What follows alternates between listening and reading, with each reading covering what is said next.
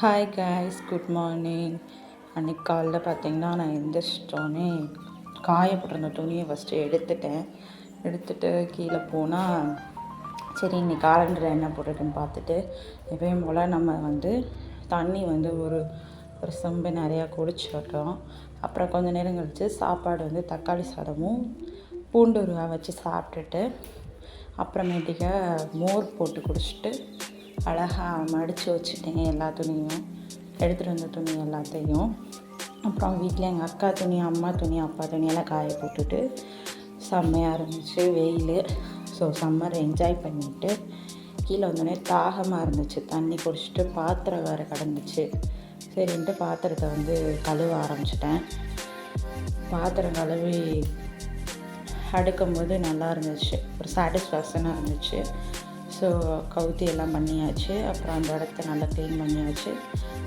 திரும்படி தண்ணி குடிச்சிட்டு நல்லா ஒரு டீ போட்டு குடிச்சிட்டு அப்புறம் ஈவினிங் ஆயிடுச்சு. ஸோ ஈவினிங் ஆனதுக்கப்புறம் எங்கள் அக்கா பொண்ணு ஃபுல்லாக களைச்சி வச்சுருந்துச்சு. அதை ஃபுல்லும் நான் மடிக்க ஆரம்பிச்சிட்டேன் கொஞ்சம் கொஞ்சமாக. ஏன்னா குப்பையாக இருந்துச்சு, அன்றைக்கி செவ்வாய்க்கிழமை வேறு.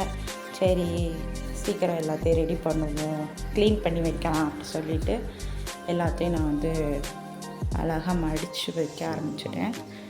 ஸோ இப்படி தான் நான் மடித்து வச்சேன். ஸோ சும்மா ரஃபாக எப்படி நம்ம நைட்டு எடுத்து யூஸ் பண்ண போகிறோம் அதை எடுத்து வச்சுட்டு அதுக்கப்புறம் ஃப்ரிட்ஜு மேலே பார்த்தா ரொம்ப எப்படி டம்ப் பண்ணி வச்சது மாதிரி இருந்துச்சு. சரின்ட்டு அதையும் நல்லா அழகாக க்ளீன் பண்ணி ஆர்கனைஸ் பண்ணி வச்சுட்டு சும்மா ரஃபாக தான் க்ளீன் பண்ணியிருக்கேன், டீப் க்ளீன்லாம் பண்ணலை.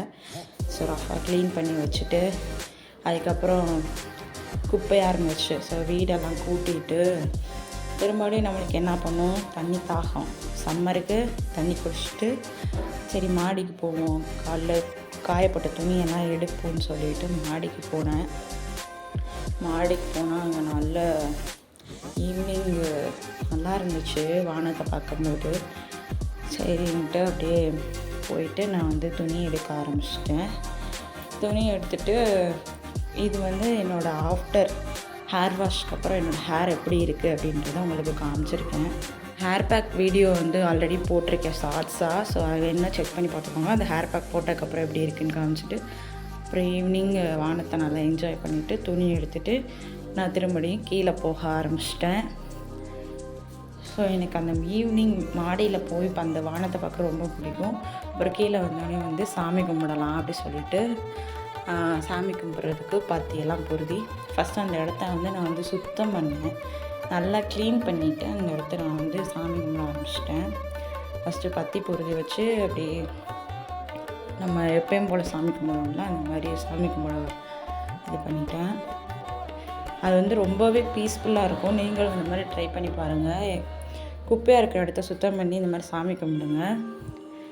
ஸோ தட் உங்களுக்கு ஒரு பீஸ்ஃபுல்லாக இருக்கும். சின்ன இடம் தான் அந்த இடம், அது கொஞ்சம் க்ளீன் பண்ணி வைக்கவும் நல்லா ஆயிடுச்சு.